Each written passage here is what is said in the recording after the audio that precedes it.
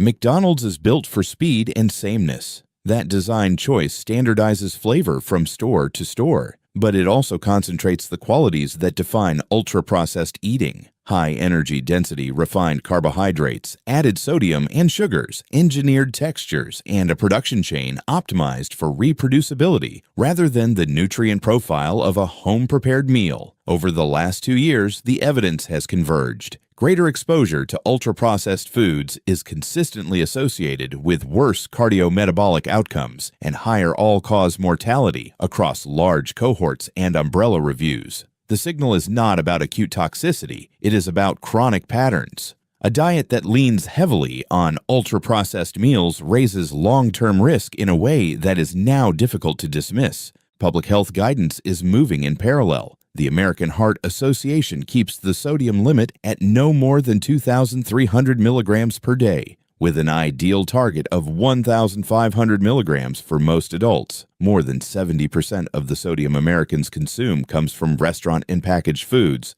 not from a salt shaker at home. The World Health Organization recommends holding free sugars below 10% of daily energy and notes additional benefit at roughly 5%, about 25 grams per day for an adult. These numbers are simple, and they matter because the typical fast food bundle burns through both budgets quickly. What you order at the counter illustrates the problem. Start with the flagship burger. The U.S. Big Mac lists 580 kilocalories for a single sandwich. That is before fries, before a drink, before any dessert. Pair it with a standard serving of fries and a sugared soft drink, and you are already deep into a 2,000 kilocalorie reference day. If you're the kind of viewer who likes to see what's really behind the menu boards, make sure you're here for the next deep dive and subscribe. We're only getting started. None of this is hidden. It is the arithmetic of a menu engineered to be satisfying, predictable, and fast. The issue is not that one sandwich breaks a diet. The issue is that the system makes the high-calorie configuration the default unless a customer actively resists it at every step.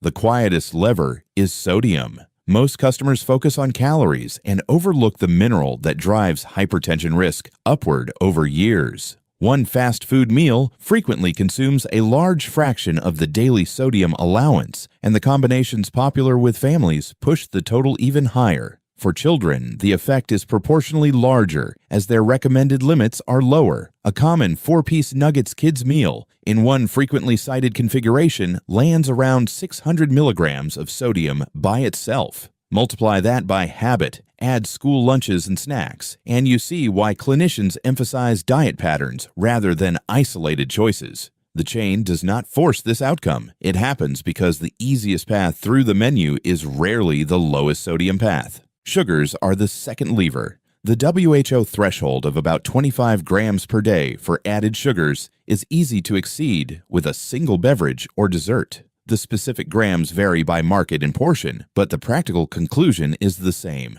Dessert-level sugar added to an already caloric meal pushes a day's intake past prudent limits with no sense of extravagance beyond the routine. The design is not malicious. It is profitable. The result is not a poison, it is a pattern. Patterns decide long-term health. Consider what disappeared from U.S. menus. Salads were removed in 2020 to simplify operations and have not broadly returned as of late 2024 and 2025 reporting. That matters because the "we'll go there, I'll order a salad" compromise kept groups from defecting and gave health-conscious diners a way to participate without adopting the high-calorie default. Without that anchor, a lighter order relies on custom requests and substitutions. Water instead of soda, no sauces, smaller sizes, bunless proteins that require discipline in the briefest, busiest kind of purchase decision. It is unsurprising that most customers simply accept the bundle as designed. Zoom back to the category level. Ultra-processed foods still account for the majority of U.S. calories, according to federal reporting in August 2025, with youth even more exposed than adults. That share has edged down slightly from earlier years, but the center of gravity remains where the health literature points to higher risk. Regulators are responding. In May 2025, the World Health Organization began recruiting experts to build a guideline for consumption of ultra-processed foods. And in July 2025, the U.S. FDA and USDA jointly requested public input to forge a uniform definition for the category. When multiple institutions move in the same direction, the signal to consumers is clear: reduce reliance on ultra-processed defaults. That describes fast food in general and McDonald's in particular. The ingredient list for the chain's most iconic side dish shows why default matters. Between factory and restaurant, a supplier peels, cuts, blanches, dries, par-fries, and freezes the potato sticks before they ever meet the kitchen's canola oil blend for the final fry. The process is written down because consistency is the product. A standardized color, a predictable crunch, an aroma profile that triggers memory. These are engineered outcomes. They also coincide with higher sodium exposure and with a caloric density that bears little relationship to the whole vegetable from which the fry began. None of this makes a serving of fries illegal or intrinsically bad. It makes the routine consumption of fries part of a larger pattern that public health evidence now tracks to risk. There is no need to invoke folklore or artifacts like the famous display of an older McDonald's meal in an Icelandic museum to make the point about processing. The better explanation for foods that don't look like they rot is often less moisture, more salt, and surface characteristics that are less inviting to microbes, not immortality and not mystery. It is more useful to focus on what we know. Energy density is high, sodium is high. Added sugars from beverages and desserts are easy to overshoot, and the cumulative effect of frequent fast food meals is a diet that drifted into the zone public health researchers now describe as risky. Set cost aside for a moment, pricing will be addressed later, and consider only health arithmetic. One burger at 580 kilocalories is not an outlier for lunch. Add fries and a sugared drink, and the bundle becomes a major event in the day's energy and sodium budgets. Add a dessert, and it becomes most of a day's sugar budget in a single sitting. Repeat that pattern multiple times in a week, and it becomes the dominant story of the diet, displacing fiber, micronutrients, and the protein plus produce combinations that correlate with more favorable outcomes. The rare treat model is compatible with guidelines. The weekly default model is not. If the question is whether an individual can mitigate harm at the counter, the answer is yes, but with limits. Water over soda reduces added sugars dramatically. Avoiding dessert can remove hundreds of kilocalories from a week's intake. Smaller portions and skipping sauces reduce sodium. None of those tactics overcome the principal driver, which is frequency. The strong, consistent signal from the literature is about exposure. Fewer total ultra-processed meals per week move risk in the right direction more effectively than micro-adjustments that keep frequency high. For a global brand whose offering is almost entirely ultra-processed by design,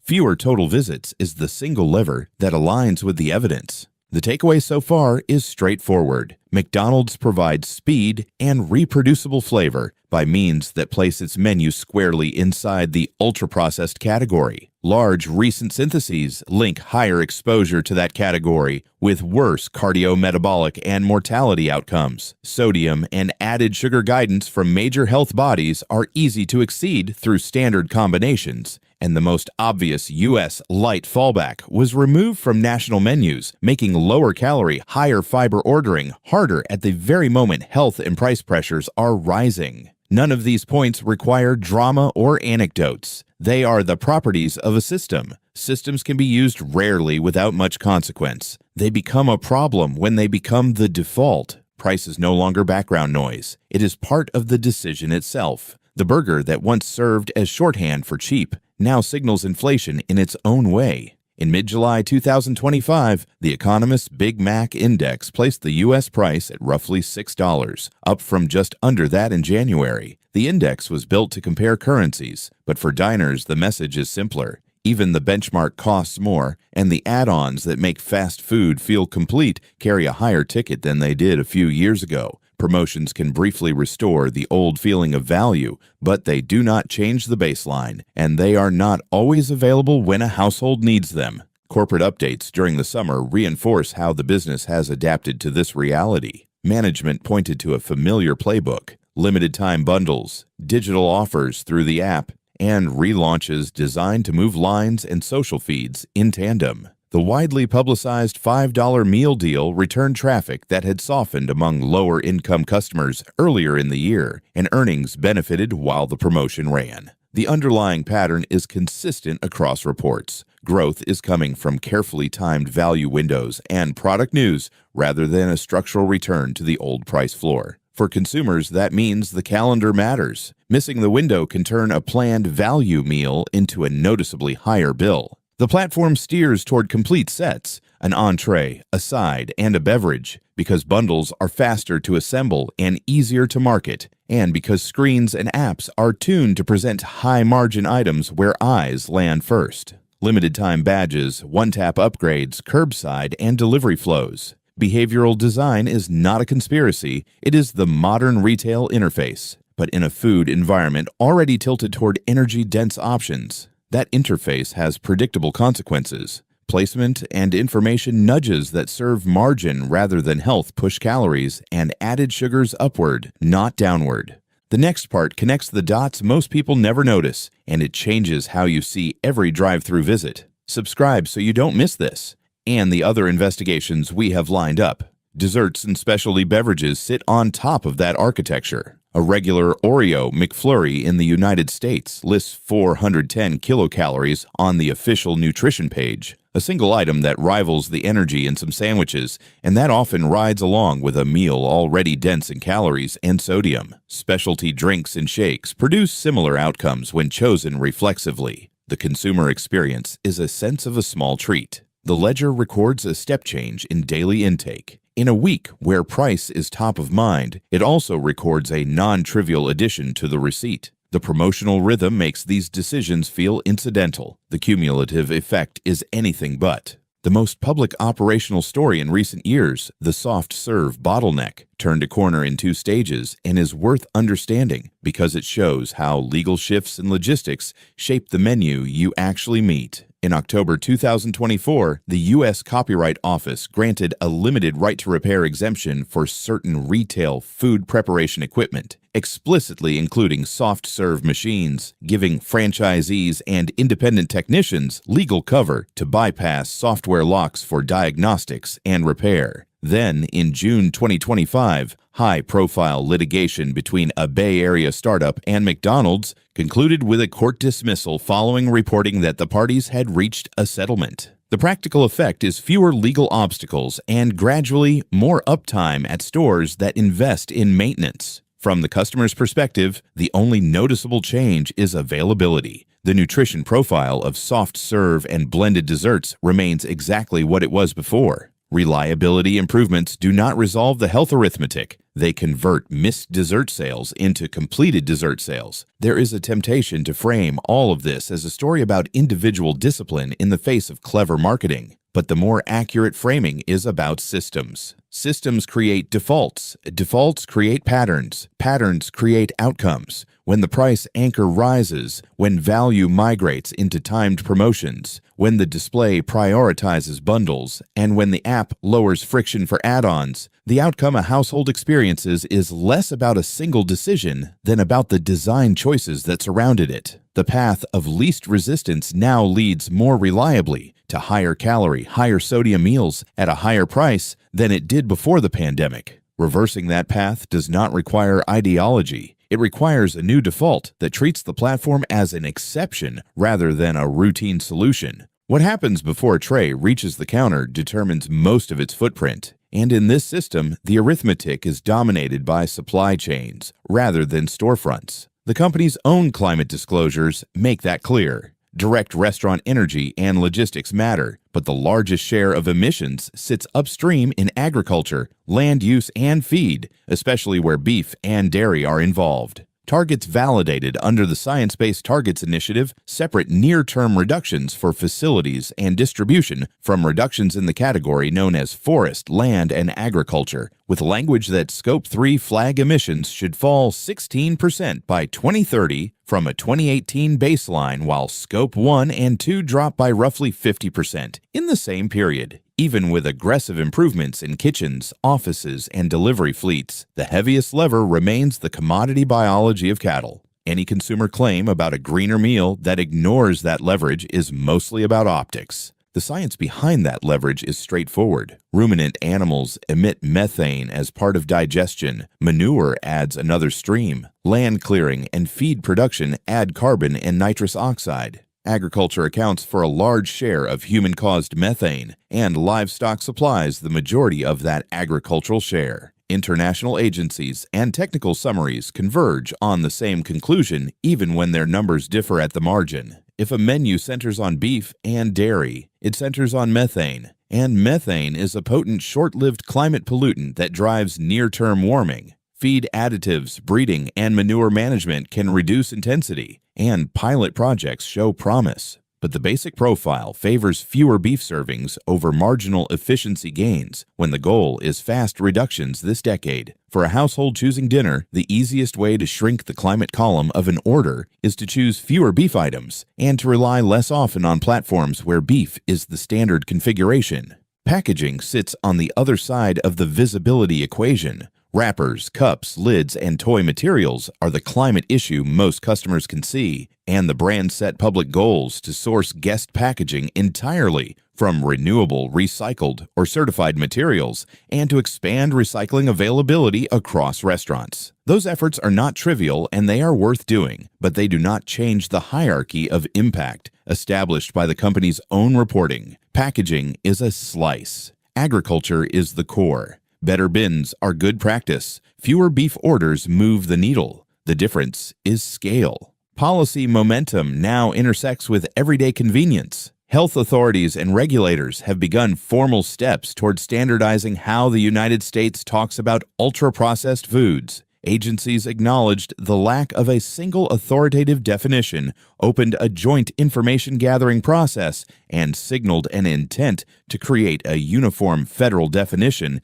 that can guide dietary guidance, labeling contexts, and public procurement. The World Health Organization moved in parallel, issuing a call for experts to help build a consumption guideline. Advice becomes credible when it can point to terms that are defined. Once definitions exist, procurement rules for schools, hospitals, and public programs tend to follow. If that shift materializes, the default food environment will gradually change. In the interim, individual choices still carry the weight. External reporting on national diet patterns adds context. The majority of U.S. calories still come from ultra-processed foods with a modest downward drift, but a stubbornly high center of gravity. That picture does not make a villain of any single chain. It makes a case that the typical American week is built from industrially standardized meals, snacks, and beverages. The platform examined here is one of the most efficient ways to maintain that pattern. Efficiency is the business model. For health authorities, the task is to shift averages. For families, the practical task is to break convenience habits often enough that the average week includes fewer industrial defaults and more minimally processed meals. The policy work will take time to settle. The household adjustment can happen with the next grocery list. The practical conclusion is narrow and actionable. If the goal is to reduce climate impact from meals, fewer beef orders are the fastest lever, and fewer fast food meals overall are the simpler lever still, because they also reduce packaging use and the transport steps associated with delivery and drive-through. If the goal is to reduce health risk, fewer industrial combinations with high sodium and added sugars beat attempts to outsmart the bundle from inside it. If the goal is to reduce spending, fewer total visits avoid the problem of timing purchases around promotional windows. A platform built for speed and sameness can still fit into a life designed for health, budgets, and emissions. But it fits there as an exception. Exceptions, by definition, are rare. McDonald's proves that modern convenience can be engineered with remarkable precision, and that precision carries predictable trade-offs. The menu is optimized for throughput and uniform taste, not for the nutrient profile public health bodies recommend. Across recent research, higher reliance on industrially formulated meals aligns with worse cardiometabolic outcomes. Within this platform, the alignment is reinforced by calorie-dense entrees, sodium-heavy sides, and desserts and beverages that can blow through an added sugar budget in minutes.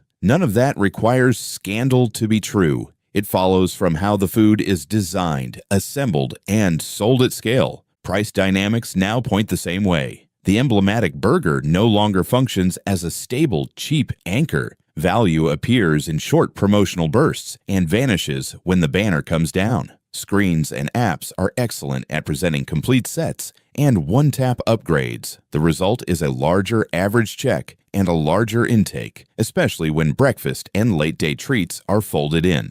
Legal changes have even smoothed out a famous bottleneck by making it easier to fix machines. But operational uptime turns mostly into more dessert served, not into healthier purchasing. The environmental ledger adds weight without emotion. Company disclosures make clear that the biggest emissions sit upstream in livestock and feed. Packaging improvements matter, yet agriculture dominates, and beef dominates agriculture. If a household wants a fast climate effect from small choices, fewer beef orders do more than better bin signage or a different lid. Regulators are moving toward common language on ultra-processed foods, a sign that the debate has matured from intuition to definitions. As those definitions settle, procurement rules and public guidance will follow, and the food environment will tilt, slowly, toward less industrial composition. Households do not need to wait. The actionable signal is already strong enough to act on ordinary days with ordinary constraints. The practical endgame is not a moral stance but a change of default. Treat this channel as occasional rather than routine. When you do go, buy less than the bundle implies. Pick water, skip automatic sweets, prefer non-beef mains when the craving can tolerate it. Reconsider breakfast here as a sometimes choice, not a weekday template. These moves are small, boring, and effective. Over weeks, they lower sodium and sugar exposure, trim spending that depends on catching deals at the right hour, and reduce the portion of your footprint tied to cattle. What makes this conclusion durable is that it doesn't depend on a single outrage, lawsuit, or headline. It rests on stable features of the system: how industrial food delivers uniformity, how promotions shape perception, how supply chains determine emissions. If you change the frequency with which you rely on that system, you change the pattern of your diet, your costs, and your impact, quietly, measurably, without theatrics. That is the intelligent exit from autopilot. Not a boycott, not a pledge, just enough distance for your health, your budget, and the climate math to move in your favor. If you want more of these fact-driven breakdowns without the marketing gloss, subscribing is the simplest way to make sure you never miss what's coming next.